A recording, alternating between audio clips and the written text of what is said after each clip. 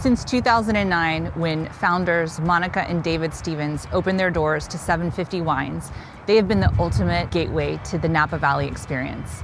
Vintners have come to them to tell their stories and get advice on their brands and their wines, and consumers rely on them for the up-to-date, in-the-know, must-have tips on what is the most delicious and coveted wine that you need in your cellar.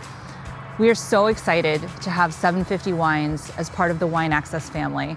In 2009, David and I founded the beautiful 750 Wines wine studio located in St. Helena. And it was the location of many, many, many fond events and memories and relationships and, discovery of cool wines from the valley. Yeah. They understand the essence of what wine is all about, and that is to bring people together in health and happiness and to share good things. And so we certainly welcome what they are doing now by broadening their connection with Wine Access, and think that great wines of the world are part of very good company. They changed the way the world looks at Napa Valley wines.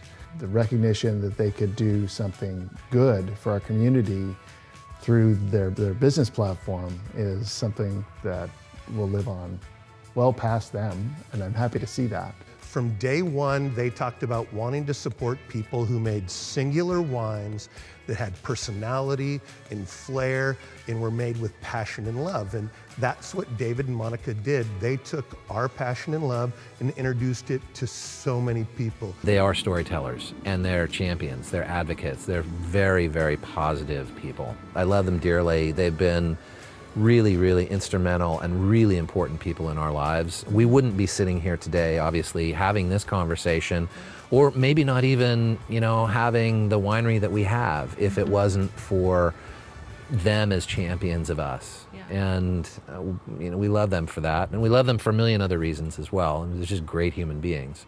Brett and Mimi, the owners of Scarecrow, had hired Nancy Andrus Duckhorn, and she was looking for placements for Scarecrow before it came out. And she called David, and she said, David, I'd love you to taste this wine. I know no one knows this wine. It's really brand new to the market. We'd really appreciate you tasting it. And so he said, of course. So Mimi and Brett and Nancy came over to his wine shop, and he tasted it, and I think you said, how much can I get? The famous line David has is, if he likes something, he's like, how much can I get?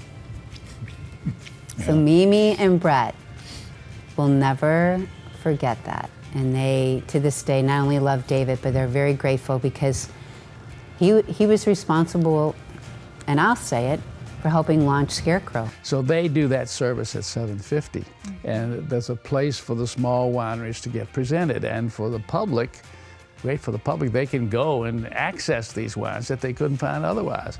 So that's a great, great benefit to the valley and to the small winemakers and to the business itself. What David did in those early days, and Monica and David enhanced with their time together, at 750 Wines, they created this amazing environment for wine geeks.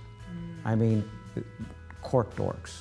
I mean, people that were in the business, but really passionate about wines. David and Monica represent what I call retail concierge, and they are able to steward forward remarkable stories of site and family vineyards and wines of caliber, and convey that to a body of collectors. And that's really their legacy for this valley. I don't think that level of execution existed before they're coming forward. Monica and David really have cultivated a community that's passionate about great wine, passionate about animals. Everything that they're contributing to this valley is something that I just am so grateful for. It makes this whole valley that we're in so much richer.